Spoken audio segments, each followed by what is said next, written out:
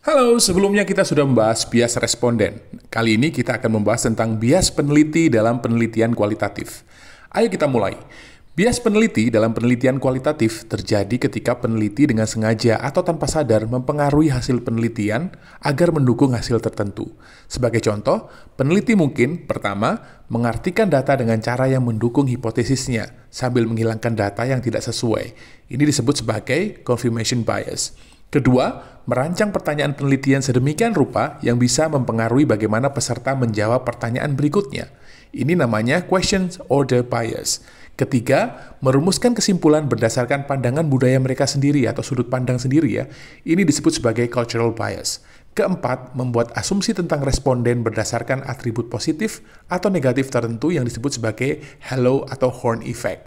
Kelima, mengajukan pertanyaan yang hanya akan mengarahkan peserta ke satu arah tertentu, atau disebut sebagai questions wording bias. Nah, bagaimana cara menghindari bias peneliti ini? Pertama, kita bisa melibatkan beberapa orang pengkode dalam menganalisis data. Menggunakan beberapa orang untuk coding data adalah strategi efektif untuk memastikan bahwa interpretasi kamu konsisten dengan pemahaman orang lain.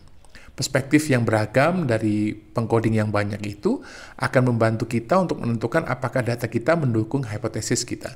Selanjutnya, kita bisa melakukan tinjauan eksternal terhadap hasil penelitian.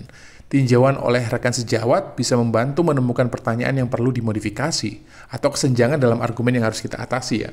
Berikutnya adalah kita menuliskan peran dalam penelitian. Secara eksplisit kita harus menemukan ketidakberpihakan dalam penelitian kita daripada objektivitas. Saat menganalisis data, kita harus menjadi reflektif dan kritis dengan bagaimana identitas kita secara keseluruhan bisa mempengaruhi temuan kita.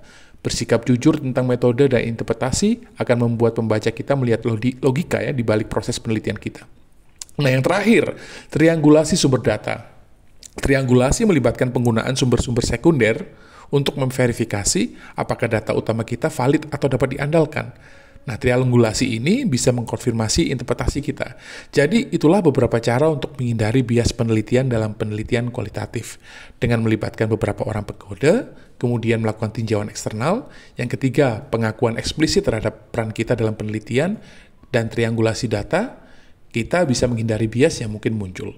Terima kasih sudah mendengarkan dan sampai jumpa di episode berikutnya.